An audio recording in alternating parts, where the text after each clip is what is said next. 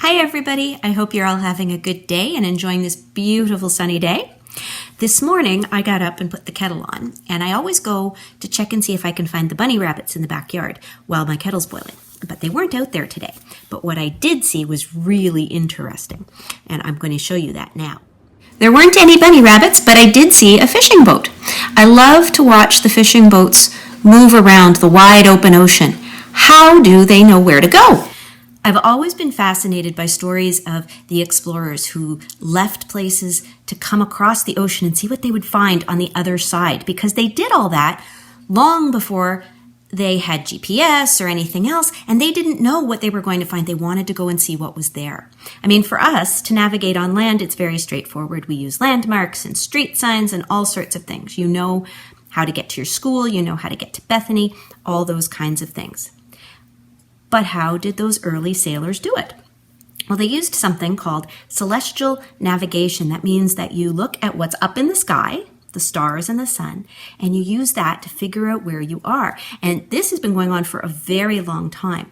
The ancient Minoans, who lived on the island of Crete from 5000 BC to 1100 BC, so that's 1,000 years before the birth of Jesus, they left records that tell us they knew how to do this.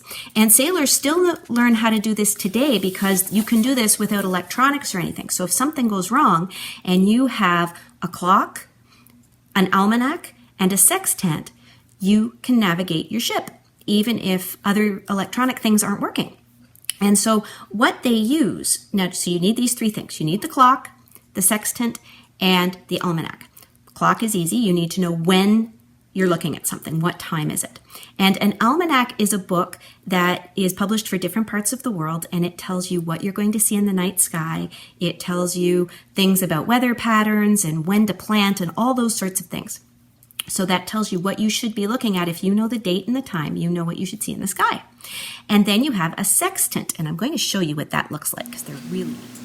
So what you're looking at here is a sextant. And what you do first is you look up the date and the time and what should be in the sky.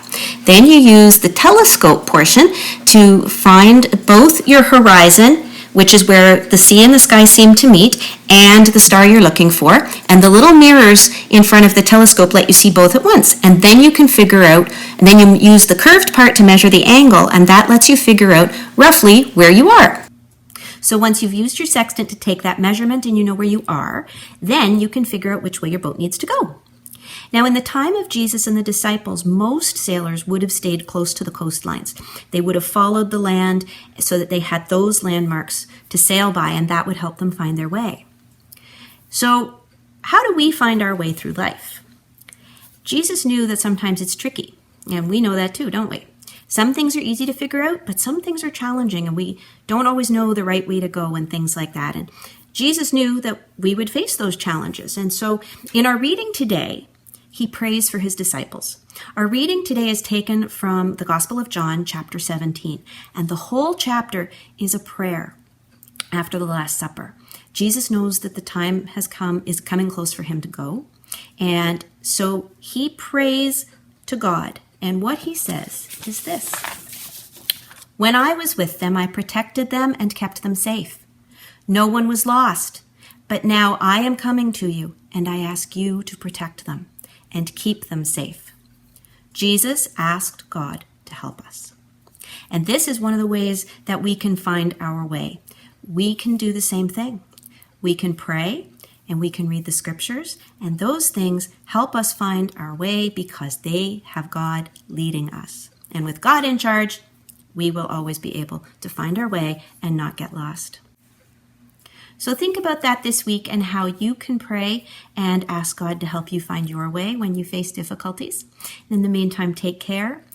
Be safe, be well, wash your hands, wear your masks. God bless. Bye, everyone. See you next time.